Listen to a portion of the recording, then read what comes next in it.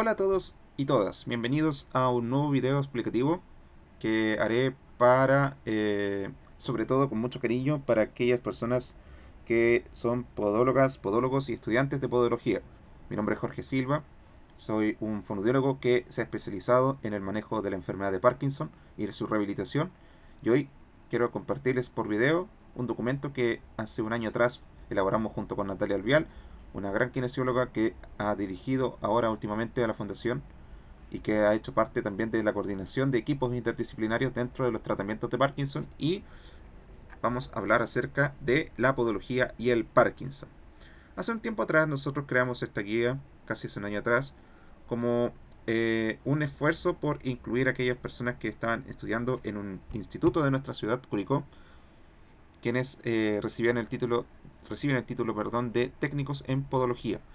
La podología clínica es bastante importante en muchos aspectos, no solamente en adultos mayores, en deportistas o en niños, sino que también en aquellas dolencias neurológicas que impliquen riesgo de caída y o aspectos relacionados con el dolor o la sensibilidad del pie y repercuten también en el riesgo de las personas que cursan con enfermedades neurodegenerativas. Y en el Parkinson, afortunadamente, encontramos muy buena evidencia en términos de grado y que vamos a transmitir dentro de este video explicativo. Bien, esta guía clínica la realizamos con el fin de poder crear un mayor acercamiento a la podología como disciplina y encumbrar aquellos aspectos que pudiesen ser nichos de trabajo interdisciplinario, con el fin de integrarlos rápidamente al equipo y así poder trazar tratamientos más elaborados y especializados propios de una atención integral para una persona que cursa con un problema neurológico a nivel global, como es el caso de la enfermedad de Parkinson. Principalmente nosotros abogamos por que esta labor intelectual e investigativa permita la plena inclusión de una profesión cuya labor no está siendo debidamente considerada en Chile con la importancia estratégica que merece, como es el caso de la podología. Recordemos, por ejemplo, que el riesgo de caída es un aspecto importante para la prevención y promoción en el caso de la salud pública, y que las consecuencias de las caídas, sobre todo en personas con fragilidad y en adultos mayores, eh, repercute en un gran gasto de salud por parte del Estado.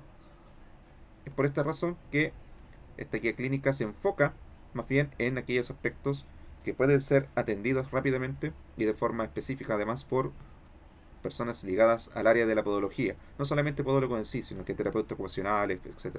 Bien, el contenido de esta guía clínica entra con una introducción, contenidos que vamos a revisar ahora. Veremos algunos aspectos básicos de la podología en el adulto mayor, el potencial interdisciplinario que existe a través de el recuento de la evidencia que vamos a hacer ahora, la podología en la enfermedad de Parkinson, la intervención en pie plano e inflamación relacionados con Parkinson, el manejo sensorial y el dolor del pie en Parkinson, la distonía del pie en Parkinson, las ayudas sensoriales y plantillas que se pueden utilizar, el riesgo de caída relacionado con podología en Parkinson, las anamnesis podológicas en Parkinson y conclusiones y referencias que pueden validar estos postulados. Aquí un poco más acerca de los autores de la guía. Mi nombre es Jorge Silva, egresado de la Universidad de Talca, con estudios en la Universidad Estadual de Campinas en Brasil, y eh, asistente al quinto Congreso Mundial de Parkinson y cursando el Interdisciplinary Care and Parkinson Disease que se hizo en Kioto, Japón, válido por la Asociación Americana de Medicina, y la kinesióloga Natalia Alvial Roa de la Universidad de Concepción, quien es docente clínica de la Escuela de Salud del Instituto YEP en Curicó, y ahora es directora de la Fundación Regional de Parkinson en Maule, y el año pasado, cuando elaboramos esta guía, era la coordinadora clínica nuestra. Bien, hagamos un recuento. La podología en el adulto mayor tiene mucho que ver con el manejo del riesgo de caída. Y en el caso de la enfermedad de Parkinson, la mayoría de las personas con enfermedad de Parkinson, marca la redundancia, pertenece a este rango etario. Y podríamos afirmar entonces que en este caso específico los riesgos podrían ser dobles, tanto por el efecto neurodegenerativo de la enfermedad de Parkinson, que vendría siendo la pérdida de los reflejos posturales, el freezing, la rigidez, la bradicinesia, etc., como por los riesgos propios de la variabilidad de la autonomía y fragilidad vistos en adultos mayores. La podología cuenta con una ventaja en este aspecto porque puede intervenir ambas situaciones. Y en el caso más general, cuenta con estudios que confirman la eficacia con un alto nivel de evidencia científica, y los vamos a citar más adelante. En una revisión sistemática y metaanálisis de Wiley y colegas, se explica que las intervenciones podológicas en el adulto mayor presentan un efecto protector en la prevención de caídas. Estamos hablando de una revisión con metaanálisis, con un alcance mayor en personas que no están institucionalizadas. Si consideramos entonces la cantidad de dinero que los sistemas de salud desenvuelven en cubrir gastos médicos relacionados con las caídas en adultos mayores, una intervención basada en la evidencia debe ser un objetivo constante, o al menos siempre, en el mejor de los casos, a implementar. La podiatría, esto es citado textual de la revisión sistemática, no se queda atrás en este aspecto. Estudiar los contextos internos y externos en adultos mayores va a ser importante al momento de realizar ese análisis. Por ejemplo, si existe uso inapropiado del calzado que provoque dolor o genere lesiones hiperqueratinosas que aumenten el riesgo de caerse, y esto es común en adultos mayores en Chile, y solamente un 12% de ellos revisa todos los días si estos se encuentran en buen estado. Cita de Palomo López y colegas del año 2017. Hay un concepto dentro de la podología que es el multifactor. La revisión sistemática que acabamos de citar encontró que las intervenciones aisladas, por ejemplo, solamente proveer plantillas, etc., tenían un efecto minúsculo en la prevención de caídas, siendo mejor las que fueron de tipo combinadas. Por tanto, el trabajo podiátrico que nosotros abogamos como equipo interdisciplinario, siempre será abogar por intervenciones combinadas. Estadísticas al respecto, en el estudio de Palomo López, fueron que un 37% de los adultos mayores presentaba neuropatía del pie. Un 14% usaba solamente un 14% calzado óptimo, y un 61% presenta lesiones de tipo hiperqueranitosas. Los ejemplos de una intervención multifactorial en podología van a incluir promoción del cuidado de los pies, revisiones diarias, fabricaciones de plantillas y órtesis a medida, revisión del estado del calzado y ejercicios de pie y tobillo, que se pueden complementar con aquellos diseñados por kinesiólogos, kinesiólogas o personas de la terapia ocupacional. Estos estudios que tienen buena calidad de evidencia científica también se revisaron en intervención multifactorial. Haron y Rom reportan en 2018 un estudio aleatorio de Spink y colegas en 2011 con 305 participantes donde se incluyó a la intervención podológica multifactorial y que reportó un 36% menos de caídas a los 12 meses. En el caso de adultos mayores institucionalizados se demostraron resultados promisorios que apuntan a la necesidad de implementar programas podológicos en estas personas. O sea, en aquellas personas que son institucionalizadas y que tengan enfermedad de Parkinson, esto va a ser crucial. Ahora, de manera específica, la enfermedad de Parkinson puede causar problemas a los pies y provocar dificultad para cuidarlos de manera autónoma si se presentan síntomas continuamente como el temblor. La revisión de la Parkinson's UK del 2018 entrega información actualizada al respecto, el cual es una página que aboga por encontrar una cura para la enfermedad de Parkinson y elaborar distintos tipos de guías para cada uno de los síntomas motores y no motores de la enfermedad de Parkinson. Bien, existen entonces problemas podológicos transversales a todas las condiciones clínicas y etapas del ciclo vital, pero en el Parkinson existen problemas específicos relacionados con esta condición. Varias de estas dificultades se deben a la rigidez, a la bradicinesia, que es la dificultad para iniciar el movimiento, que se enlentece, y la pérdida de reflejos posturales. Uno de los problemas más característicos va a ser la dificultad para caminar, que es un signo temprano de la enfermedad. Y existe una mayor dificultad para poder balancear el cuerpo y mantener la postura, provocando calambres y cambios al caminar, los cuales se vuelven más cortos. Otro problema característico va a ser el freezing o congelamiento, donde se afecta la dinámica de apoyo del pie. Y lo dicen Shaw y colegas del año 2018. Bien. Se pueden ver este tipo de cosas. La marcha en pie plano. Aquí muchos de los problemas podales adicionales se van a sumar entonces a los que se ven en la enfermedad de Parkinson, al intervenir el pie plano en aquellas personas que presentan además esta característica. La inflamación. Mantener activo al usuario ayuda a drenar el líquido acumulado de los tobillos y zona plantar. Por ejemplo, los respaldos altos y mover activamente las articulaciones pueden ser también un objetivo secundario dentro de las intervenciones físicas o motoras que se realizan en personas con enfermedad de Parkinson. En el caso de las órtesis plantares, una plantilla removible de silicona hecha a medida puede ayudar a parar las torceduras y calambres, o evitar que empeoren y dar a los pies mayor agarre al suelo, cosa que también se puede hacer desde la podología. La marcha en pie plano puede causar dolor en el pie y dolor en las piernas, incluso dolor en las rodillas, lo que puede generar rigidez o contracciones musculares involuntarias. Esto puede exacerbarse en el caso de la enfermedad de Parkinson, y con esto se eleva la dificultad para mover los pies y absorber el impacto de los mismos al caminar, produciendo también un endurecimiento de la planta de la piel de la planta del pie a largo plazo. De por sí, el pie plano empeora el control postural, cosa que en Parkinson es bastante grave. La inflamación, es un problema común de las personas con Parkinson, particularmente para aquellos que tienen dificultades en el movimiento. Ante la falta de ejercicio, los fluidos se van a acumular en el pie, en los tobillos y en las piernas, provocando edema. Los tobillos hinchados son además un efecto secundario de algunas medicaciones contra el Parkinson, por lo que de nuevo tendríamos un problema acumulativo. La inflamación puede hacerse peor durante el día y bajar durante la noche, aunque algunas veces esto se llama edema postural, debido a que la gravedad ocasiona la acumulación de fluido alrededor de los tobillos al pararse. Mientras las inflamaciones son usualmente leves, algunas personas describen sus piernas como si las sintieran pesadas. Esto también puede dificultar ponerse los zapatos debido a que sienten que son más duros que los usuales. Aquí él o el médico puede recomendar una droga diurética, como el caso de la furosemida, que ayude a remover el exceso de fluido del cuerpo, al aumentar la cantidad de orina que secreta. Mantenerse activo puede ayudar a reducir la inflamación cuando te sientes. Llevar los pies de una forma elevada en un respaldo y ejercitar los tobillos regularmente. Por ejemplo, flexionándolos arriba y abajo. También ayuda a descansar los pies al dejarlos elevados en una almohada 3 o 4 veces al día para reducir el exceso de fluido. Bien, ese era un tip relacionado con la inflamación. Ahora vamos a ver el manejo sensorial y del dolor del pie en Parkinson. La sensibilidad del pie y la enfermedad de Parkinson se encuentra afectada en varias formas. Existe una sensación fuerte y constante de frío en los pies, incluso en verano, y que provoca dolor.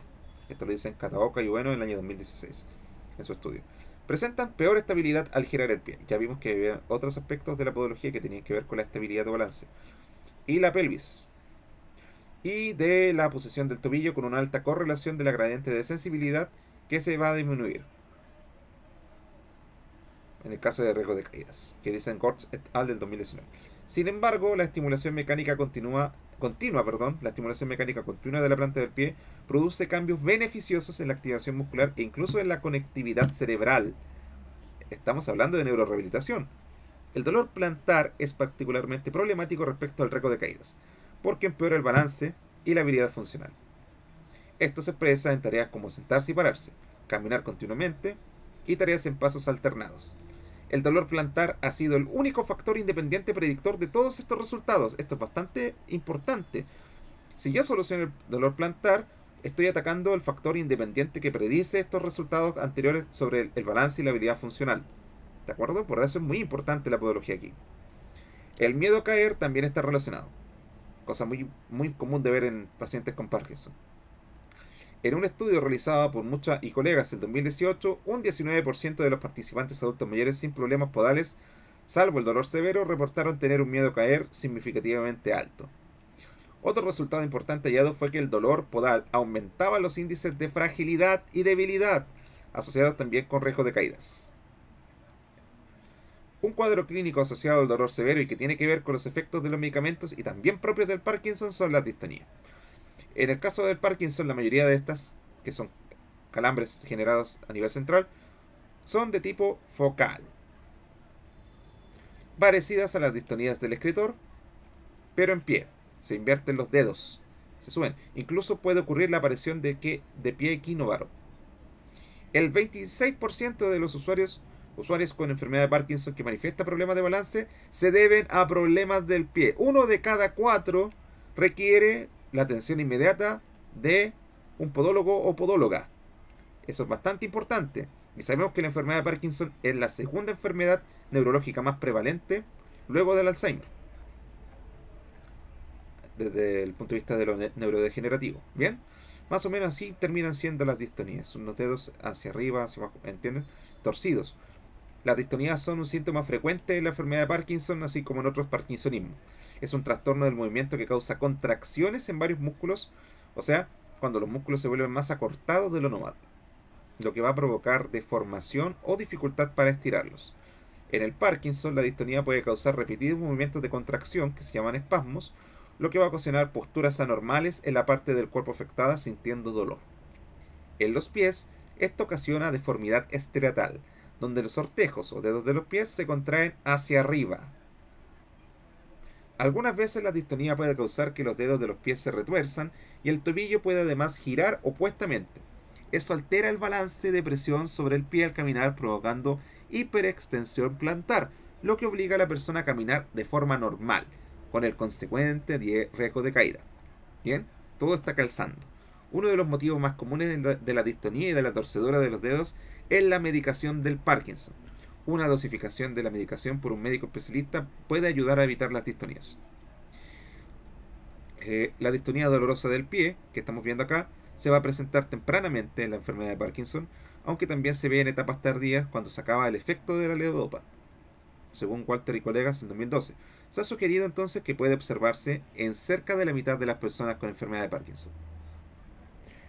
El uso de gestos antagonistas, que es una pista sensorial donde una persona toca otra parte del cuerpo para aliviar la distonía, pueden mejorarla en hasta un 70% de los pacientes. Un ejemplo aplicado a la podología puede ser el uso de plantillas de silicona anteriormente mencionadas bajo la vigilancia de una terapeuta ocupacional o un terapeuta ocupacional, quien puede optimizar la pista sensorial. Sin embargo, la evidencia al respecto es baja, de nivel 4, apenas alcanza por sobre la opinión de los expertos. O sea, es una evidencia débil que desde el punto de vista de diseño de estudio, al menos un poco más alto que la opinión del experto. En otros contextos se ha creado nuevos dispositivos que optimizan el uso de pista al caminar, al calibrar su funcionamiento con el calzado de las personas con Parkinson. Esto ya es materia del siglo XXI. Al respecto existen los zapatos láser, cuya emisión de un haz de luz en el suelo mientras la persona camina ofrece una pista visual que disminuye el congelamiento y anticipa a la persona durante su ciclo de marcha. Esto lo dicen Hatton y Rom en 2018. Los zapatos láser, por ejemplo, evitan dos aspectos del freezing: el número de veces que la persona se congela y el tiempo en que pasa congelado. Martel y colegas en 2018. Otra aplicación podológica son las plantillas vibratorias, que se accionan con la presión al caminar. Esto potencia los aspectos espaciotemporales de la marcha en personas con Parkinson y mejora el patrón de marcha. Ismailova y colegas 2019. Aunque aún se necesita clarificar qué aspectos neurológicos específicos intervienen ahí en la prevención de las caídas. O sea, no se sabe exactamente, completamente, qué es lo que beneficia, por qué sucede, la explicación fisiológica de que esto va. Bueno, la sensibilidad podal aquí es importante. El umbral de sensibilidad del pie va a encontrarse alterado en Parkinson porque va a ser el doble de lo normal. O sea que necesitamos el doble de estímulo o de potencia en el estímulo para poder generar la misma respuesta que en una persona neurotípica. Y empeoran cuando peor es el desempeño motor. Una proporción grande, casi el 50% de personas con Parkinson que tienen problemas podales no reciben tratamiento podológico. Ya hablamos que 1 de cada 4 tiene que tener urgentemente podología. Y un 47% de esas personas no la tienen. Estadísticas entonces al respecto es que más del 50% de las personas con Parkinson presenta problemas al pie, y en ellas el confort y agarre fueron los principales factores para elegir calzado. Eso es un aspecto importante si se quiere hacer desde el punto de vista sociocultural. ¿De acuerdo? Proveer pistas sensoriales al pie de una persona con Parkinson ayuda a mejorar su marcha y mejorar la calidad de vida. Plantillas texturizadas. Las plantillas texturizadas mejoran los déficits de la marcha y el balance en personas con Parkinson, al aumentar el tiempo de apoyo de cada miembro inferior al caminar. Esto lo dicen también Hatton y Rom 2018 y también Rob y Perry el 2019. Dinari y Silva et al también observaron mayor distancia entre pasos, cosa muy importante si hablamos de Parkinson, y Q y colegas en 2013 encontraron una disminución del desbalance medio lateral, que es un importante predictor de caídas en la literatura científica. El mal calzado, al respecto, 35% de las personas con Parkinson utilizan pantuflas para deambular en casa preferentemente, lo que aumenta más el riesgo de caídas. Kelsey y colegas 2010. Y si revisamos aspectos de la revisión, o sea, del riesgo de caídas, desde no hace poco tiempo que la podología ha propuesto como una disciplina conjunta para prevención del riesgo de caídas. En el primer estudio experimental sobre podología y riesgo de caídas, que es el de Spink y colegas del 2018, se explica que los resultados de la intervención podológica multifactorial, que hablamos anteriormente, adicionarán la podología a las estrategias de prevención de caídas ya existentes. Además del tratamiento del dolor, el uso de plantillas y calzados correctores, los ejercicios musculares del pie también pueden ayudar a mejorar el manejo apropiado del pie en distintas situaciones motoras. El rango de movimiento entonces con los ejercicios podales, quienes tomaron los ejercicios, según Hartman y colegas, mejoraron notoriamente el rango de movimiento del tobillo. Ya sabemos que tiene relación con un aspecto que tiene que ver con el desbalance medio lateral. El paso seguro, por ejemplo, en las pruebas de Time It Up and Go, revelaron que existe una mayor velocidad de movimiento y pasos más largos en aquellos que tuvieron intervención con podólogos o podólogas. Es casi tan bueno como el entrenamiento físico. O sea, comparado a este, hasta un 46% de quienes tomaron los ejercicios mejoraron fuerza en hasta 34%.